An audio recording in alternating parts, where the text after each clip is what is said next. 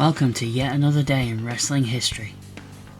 On August 9th, 1999, WWF presented Raw from Chicago, Illinois.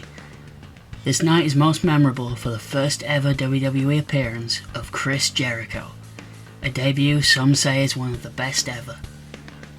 For weeks there had been a strange countdown to the Millennium graphic appearing on Raw, except it clearly wasn't counting down to January 1st, 2000. It became clear that the timer, which was counting down in seconds, would end during this show, and we would finally find out what it meant. In reality, online fans likely knew it was Jericho, as WWF had publicly announced his signing on its website. Because the internet wasn't what it is now, it's still possible that many fans didn't know for certain that it would be Jericho, though there were Jericho signs visible in the crowd all night. He'd wrestled his final WCW match on a July 21st house show, a losing effort against Billy Kidman and Rey Mysterio. At the time the countdown hit zero, The Rock was in the ring delivering a promo. Then we saw the lights go dim as The Rock paced around the ring in anticipation. Eventually, the word Jericho appeared on the Titantron, and the Chicago fans went crazy.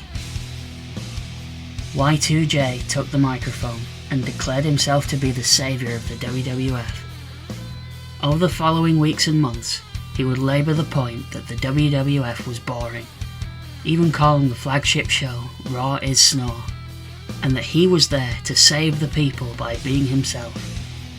Had the segment ended with Jericho's promo, things might have ended very differently. But The Rock proceeded to verbally destroy him, killing much of the hype Jericho had achieved. The Rock's first words were, "How dare you, little jabroni?" To which Jericho responded by pulling a pouty face, something he has since expressed regret for. Had Jericho been able to reply, he could have maybe saved this in some way, but The Rock may have unintentionally taken away some of his heat from the fans. Around this time, The Rock was feuding with Billy Gunn, as a sort of test to see if Billy could hang with the main eventers. On the July 11th edition of Sunday Night Heat, The Rock cut a promo in which he buried Gunn so much he no longer seemed like a credible opponent. This is the famous "Dear God, my name's Billy" promo.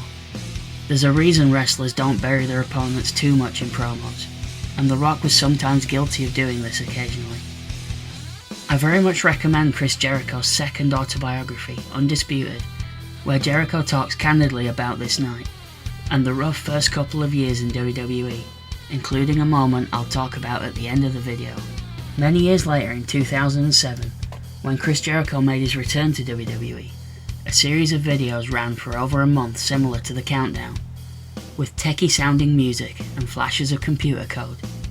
The videos contained many obscure references to Jericho's previous WWE run, which had ended in 2005, along with the repeated line of code, save_us.222. As a young fan with way too much free time back then, I remember growing slightly too obsessed with these videos, until the eventual reveal that it was in fact Chris Jericho. This time, Jericho would interrupt WWE Champion Randy Orton's in-ring promo, and learning from mistakes of the first time, Y2J would have the last word. The countdown idea likely came from a real-world panic that took place throughout '99, known as the Y2K bug. In short, people were concerned about what would happen to any and all computerized systems when the year passed from 1999 to 2000. It feels strange to say this 22 years later, but people honestly seem to believe that the world was going to end. In his debut promo, Jericho coined his Y2J nickname. When Jericho joined AEW in 2019, he began publicly expressing his hatred for the name, and would lash out at anyone who called him it, feeling that his Y2J phase was a thing of the past. Given how it was based on a now over 2 decades old mass panic, I can't say I blame him for that. On the wrestling side of things for this night, there were 7 matches with only one going longer than 4 minutes, which was a common thing in the Attitude Era. In the main event, Chyna would defeat Triple H and The Undertaker in a triple threat match to become #1 contender for Steve Austin's WWF Championship at Summerslam. In case you thought I read that wrong, I'm going to say it again. Chyna defeated Triple H and Undertaker. At this point, Chyna was probably at the peak of her popularity, so much so that she was wrestling and defeating male superstars. In January of '99, she became the first woman to enter the Royal Rumble, though she would only last a few seconds. In June, she would become the only woman ever to enter the King of the Ring, making it to the second round by defeating Val Venis to qualify, but she then lost to the Road Dogg in the second round.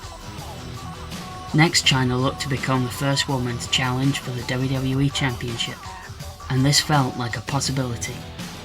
Chyna would win her #1 contendership after Steve Austin hit Triple H with a chair, and then special guest referee Shawn Michaels countered the three. On the following Raw, she would defend her contendership by again defeating Triple H, thanks to interference this time by Mankind.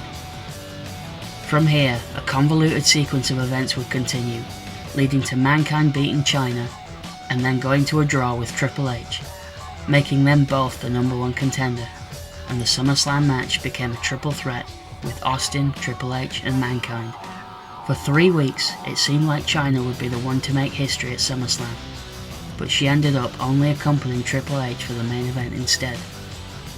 Chyna would go on to make more history, becoming the first woman to win the Intercontinental title at No Mercy, defeating Jeff Jarrett.